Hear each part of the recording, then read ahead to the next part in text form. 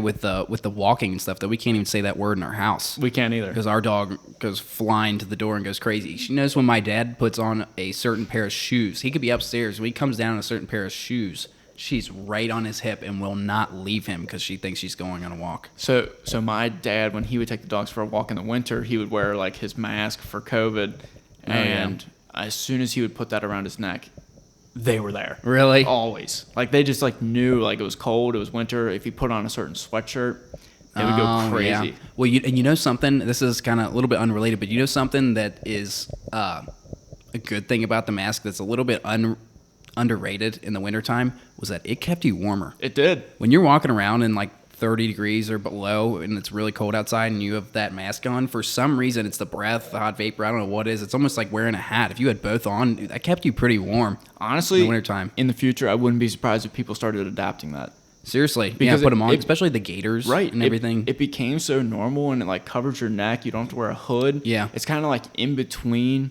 a scarf and a hat. Yeah. And it just kind of fits perfectly because it goes up halfway past your face and you can still talk, you can still breathe fine. Like, I'll tell you what, I was a little bit ahead of the game on that one because I have asthma. And so when it's really cold in the wintertime and the cold triggers my asthma a little bit, I would always wear some sort of face shield or face covering when I'd run around outside. For whatever reason, the warmer air worked better with the lungs than the colder air. And so that would help me prevent like asthma attacks or getting asthmatic when I was running around. It's all about knowing yourself. Oh, absolutely. I would always wear the ski masks just because like it covers your entire face. And you've got like the nose and mouth hole and eyes. And, like when you're going out for recess in in third grade. Or you're going to shovel the snow and it's windy and you're throwing it and it just blows back into your face. Like, you just need something. Now at this point, like when I'm going sledding or something like that, I refuse to not wear something over my face because every time I go without one, I go flying down the hill. I get to the bottom and my face is like an icicle covered. And I'm like, why would I not just wear something? And there's no worse feeling when you get that like redness and you're just like, it burns. Like burns. You're stings. so cold, it burns. Yeah. There's no worse feeling. No worse feeling in the world. And we have a creek down at the bottom of our hills where we normally go sledding at as a family. And that water, it's really difficult to freeze. It has to be really cold.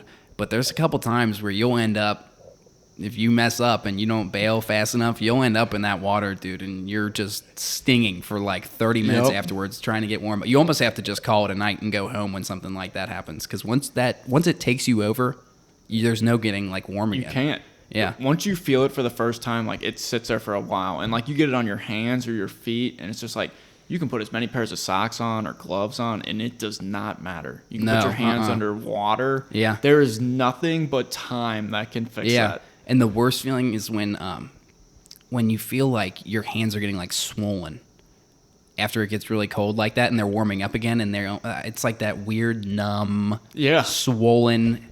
Do you ever get itchy? I get itchy sometimes. Itchy feeling like when they're really cold or like you forgot gloves or something like that. I hate that feeling. I think in general being cold is one of the worst feelings that there is. I think I would rather be way hot rather than way cold unless I'm sleeping. That's always, unless you're sleeping. Unless I'm sleeping. I would rather be way cold sleeping, but I would rather be hotter than colder, like winter versus summer. I'm a little bit different. Like if I'm just talking about around the house, I usually prefer cold.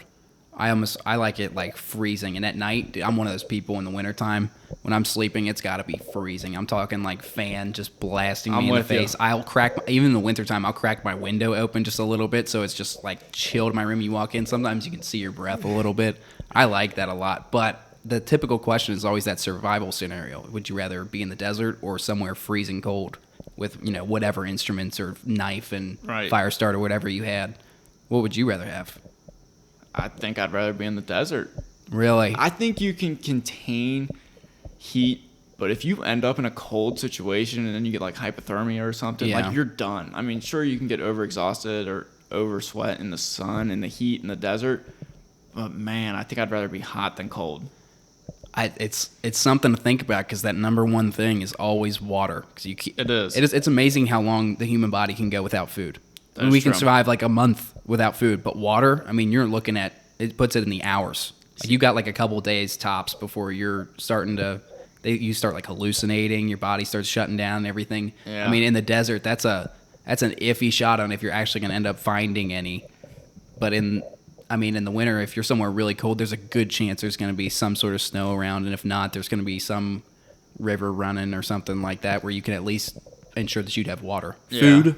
Food, a little bit more difficult. It is. But it's kind of iffy. It's what you kind of prefer. yeah, That's really what it comes down to. I mean, although I don't prefer either. I like comfort. Yeah, I'd prefer to not be in that scenario.